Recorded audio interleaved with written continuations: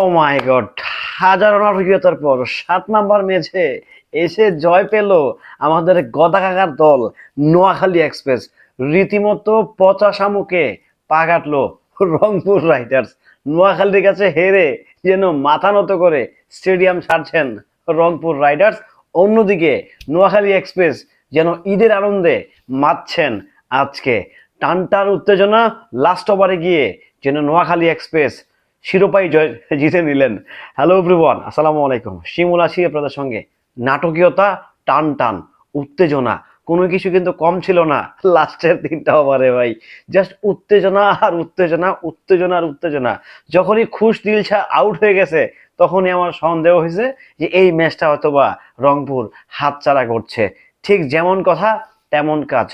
অবশেষে রংপুরকে বাস দিয়ে নোয়াখালী এক্সপ্রেস জিতে গেল। অর্থাৎ রংপুর প্রথমবারের মতো নোয়াখালীর কাছে হেরে জাস্ট কুপকাত। অন্যথায় নোয়াখালী এক্সপ্রেস আজকে নিশ্চয়ই ইনসেন্টিভ পাবে 15,000 করে টাকা। জাস্ট খেলোয়াড়দের মধ্যে একটা উত্তেজনা চলে আসছে। আই থিঙ্ক আমাদের নোয়াখালী এক্সপ্রেসের যিনি হেড কোচ আছেন, আমাদের সুজন ভাই ওরফে গদা কাকা, উনি নিশ্চয়ই আজকে একটু চিল মোডে 2-3টা বিড়ি এক্সট্রা খাবেন যে না অনেকদিন পর একটা আল্লাহ তো ইজ্জত গেছিল রে ভাই। মানে কি একটা অবস্থা, নোয়াখালী এক্সপ্রেস শুধু হারতেছে হারতেছে হারতেছে, টানা 6টা ম্যাচ হেরে গেছে। ভাবা যায়। যাই হোক, সেই জায়গা থেকে 7 নাম্বার ম্যাচে এসে জয় পেল নোয়াখালী এক্সপ্রেস। Well done. নিশ্চয়ই বলাররা লাস্টের 3টা ওভার দুর্দান্তভাবে টেকেল দিছে, দুর্দান্তভাবে লাস্টের ওভারগুলো ফিল্ডিং হয়েছে। জাস্ট সব কিছু মিলিয়ে আজকে দিনটা নোয়াখালীর জন্য ছিল। সত্যি কথা বলতে অনেকদিন পর 7টা ম্যাচ পরে এসে 6টা ম্যাচ হেরে 7 নাম্বার ম্যাচে এসে জয় পেল নোয়াখালী এক্সপ্রেস।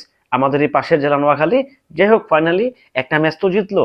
এইটাই তাদের অ্যাচিভমেন্ট, এইটাই তাদের আশা ভরসা পাওয়া আকাঙ্ক্ষা। আর কিচ্ছু নাই এখানে, নতুন করে পাওয়ার আসলে নোয়াখালীর কিছু নাই। যদি নোয়াখালীকে আরো 5টা ম্যাচ জিততে হয় দেন তারপরে ওনারা পয়েন্ট টেবিলে চলে আসবে। অলরেডি দুইটা পয়েন্ট নিয়ে নিছে। সো আশা করছি, আশা রাখছি নোয়াখালী আরো 2-1টা ম্যাচ জিতুক। আমরা চাই নোয়াখালী এক্সপ্রেস জিতে যাক। যাই হোক, নিঃসন্দেহে একটি ভালো খেলা ছিল, দুর্দান্ত একটা টান টান উত্তেজনা ছিল। অবশেষে একটা খেলা হলো, দুর্দান্ত দারুণ। আমার কাছে ভালো লাগছে, জানি না কার কাছে কেমন লাগছে। তবে রংপুরের হারাটা আসলে আমি মানতে পারতেছি না ভাই। এত বড় দল, এত বড় বড় প্লেয়ার জাস্ট নোয়াখালীর কাছে এসে কুপকাত হয়ে গেল। যে এটাই বলে ক্রিকেট। কি ক্রিকেট হচ্ছে গোলমাঠের খেলা। সো ক্রিকেট ফুটবলের কোনো বিশ্বাস নেই কে কখন কার অধীনে কাজ করে, সেটা যেন বলাই মুশকিল। ফাইনালি নোয়াখালী এক্সপ্রেস জয়লাভ করেছে। অভিনন্দন নোয়াখালী এক্সপ্রেস, অভিনন্দন।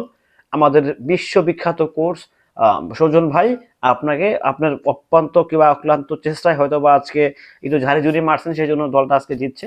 এরকম ঝাড়িটা কন্টিনিউসলি মারবেন, তাহলে হচ্ছে নোয়াখালী এক্সপ্রেসের অনেক দূর যাওয়ার সম্ভাবনা আছে। ভালো থাকবেন, সুস্থ থাকবেন।